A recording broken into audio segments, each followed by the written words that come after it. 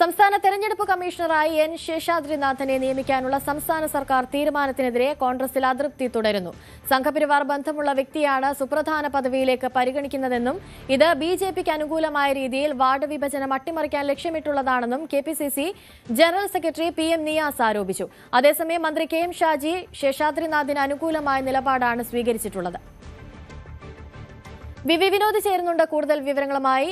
വിനോദ്, മറ്റു പല ആളുകളുടെ പേരുകൾ നിർദ്ദേശിച്ചിട്ടും പിന്നെ എന്തുകൊണ്ട് ശേഷാദ്രിനാഥിനെ തന്നെ നിയമിച്ചു എന്നൊരു ചോദ്യമാണ് ഇപ്പോൾ പലരുടെ ഭാഗത്തു നിന്നും ഉണ്ടാകുന്നത്. KPCC general secretary PM Niyas ഉൾപ്പെടെയുള്ളവർ ഇപ്പോൾ ഈ നിയമനത്തെ ചോദ്യം ചെയ്ത് രംഗത്ത് വന്നിട്ടുണ്ട്. കഴിഞ്ഞ മന്ത്രിസഭാ യോഗത്തിലാണ് ശേഷാദ്രിനാഥിനെ തിരഞ്ഞെടുപ്പ് കമ്മീഷനായി വെക്കാനുള്ള തീരുമാനമുണ്ടായത്. പക്ഷേ ശേഷാദ്രിനാഥിന് നേരത്തെ SFI ബന്ധവും പഠനകാലത്തെ SFI ബന്ധവും പിന്നീട് സംഘപരിവാർ സംഘടനകളുമായി അടുക്കുകയും ചെയ്തു എന്ന ആരോപണമാണ് ഉയരുന്നത്. മാത്രമല്ല PM നിയാസിൻ്റെ ഏറ്റവും ഒടുവിലത്തെ പ്രസ്താവന കൂടി വന്നിരിക്കുകയാണ്. എന്തിനാണ് മുൻ പോസ്റ്റുകൾ, അതായത് സോഷ്യൽ മീഡിയയിൽ ഉൾപ്പെടെ ഇട്ടിട്ടുള്ള പോസ്റ്റുകൾ ശേഷാദ്രിനാഥ് പിൻവലിച്ചതെന്ന ഒരു ചോദ്യമാണ് വരുന്നത്. അതിൽ തന്നെ കാര്യങ്ങൾ അടങ്ങിയിട്ടുണ്ട്. അതായത് ശേഷാദ്രിനാഥിൻ്റെ മുൻ ബന്ധങ്ങൾ അത് വെളിപ്പെടുത്തുന്ന തരത്തിലുള്ള പോസ്റ്റുകളാണ്. അത് ഒഴിവാക്കുമ്പോൾ തന്നെ കാര്യങ്ങൾ വ്യക്തമാണ് എന്ന ഒരു ആരോപണം വരുന്നുണ്ട്.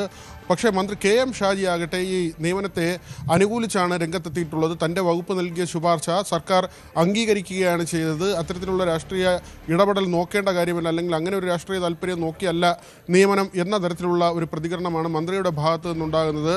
നേരത്തെ തന്നെ മുഖ്യ തിരഞ്ഞെടുപ്പ് ഓഫീസറെ മുഖ്യമന്ത്രിയുടെ പേഴ്സണൽ സ്റ്റാഫിലേക്ക് കൊണ്ടുവന്നതിലും വലിയ വിവാദമുണ്ടായിരുന്നു. അന്ന് CPM ആണ് ഇങ്ങനെ ആരോപണം ഉന്നയിച്ചത്.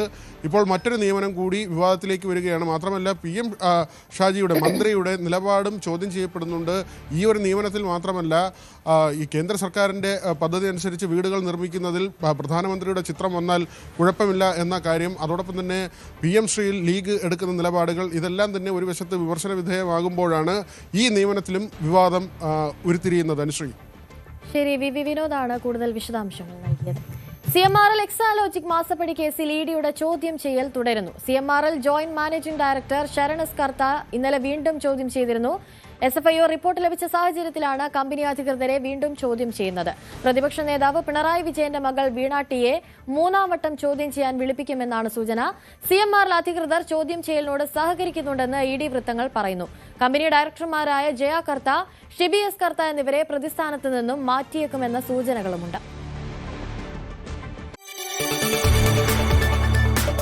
കൂടുതൽ വാർത്തകൾക്ക് News 18 Keralam YouTube channel subscribe ചെയ്യുക.